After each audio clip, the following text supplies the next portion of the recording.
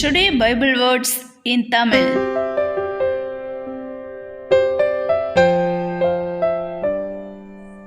இன்றைய வசனம்,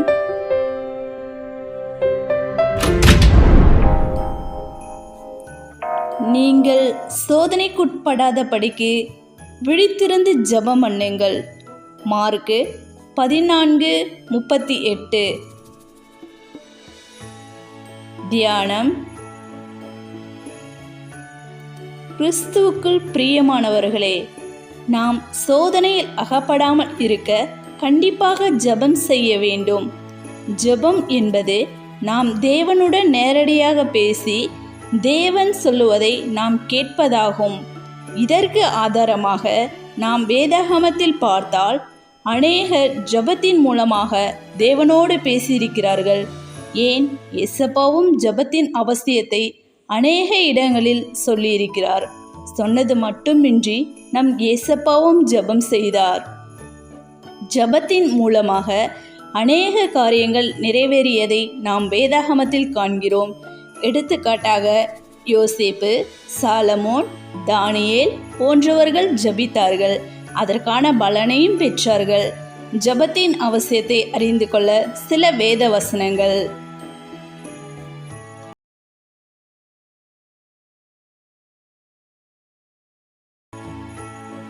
அப்பொழுது அன்னாள் ஜெபம் பண்ணி, என் இருதயம் கர்த்தருக்குள் களி கூறுகிறது, என் கொம்பு கர்த்தருக்குள் உயர்ந்திருக்கிறது, என் பகைஞரின் மேல் என் வாய் திறந்திருக்கிறது, உம்முடைய இரட்சிப்பினாலே சந்தோஷப்படுகிறேன். 1 சாமுவேல் 2:1.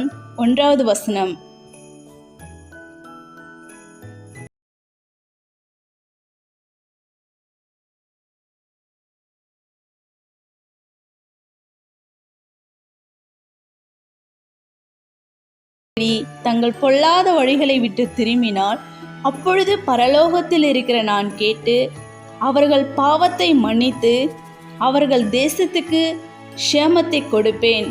2 நாளாகமம் 7:14. தானியேலோவென்றால் அந்த பத்திரத்துக்கு கையெழுத்து வைக்கப்பட்டதென்று அறிந்த போதிலும் தன் வீட்டுக்குள்ளே போய் தன் மேல அறையிலே எருசலேமுக்கு நேராக பல கனிகள் திறந்திருக்க அங்கே தான் முன் செய்து வந்தபடியே தினம் 3 வேளையும் தன் தேவனுக்கு முன்பாக முழங்காற்படியிட்டு ஜெபம் பண்ணி ஸ்தோத்திரம் செலுத்தினான். தானியேல் 6:10. அந்நாட்களில் எசேக்கியா வியாதிப்பட்டு மரணத்துக்கு ஏதுவாயிருந்தான். அவன் கர்த்தரை நோக்கி ஜெபம் பண்ணும்போது அவர் அவனுக்கு வாக்குத்தத்தம் பண்ணி அவனுக்கு ஒரு அற்புதத்தை கட்டளையிட்டார். 2 நாளாகமம் 32:24. அவள் அதிகாலையில் இருட்டோடு எழுந்து புறப்பட்டு வனாந்தரமான ஓரிடத்திற்கு போய் அங்கே ஜெபம் பண்ணினார். மார்க்கு 1.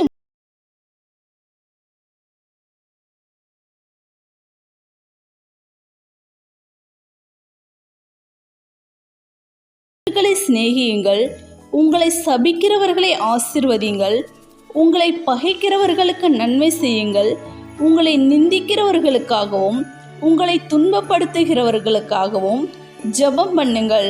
மத்தேயு 5:44.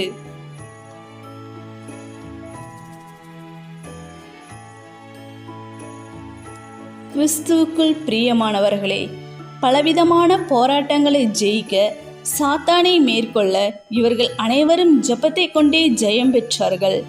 மனிதர்கள்தான் ஜெபித்தார்கள் என்றால் பூமியிலே பாவங்களை மன்னிக்க வந்த இயேசுவும் ஜெபித்தார், ஜெபிக்கவும் கற்றுக் கொடுத்தார். ஏனென்றால் இயேசுவின் ஜெபமே பிலாத்து அரண்மனையில் சிலுவையில் ஜெயத்தை கொடுத்தது. ஆகவே நாம் அனைவரும் ஜெபத்தின் மூலமாக ஜெயம் பெற்றுக்கொள்ள இயேசுவால் அழைக்கப்படுகின்றோம்.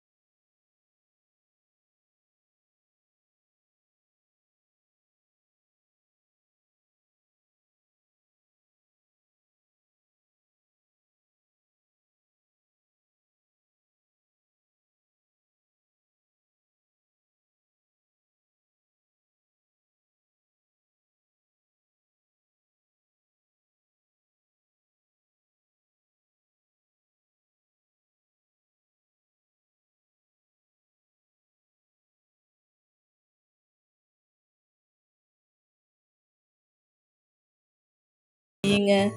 எங்களையும் எங்கள் குடும்பத்தையும் உங்கள் கரங்களில் ஒப்பு கொடுக்கிறோம்.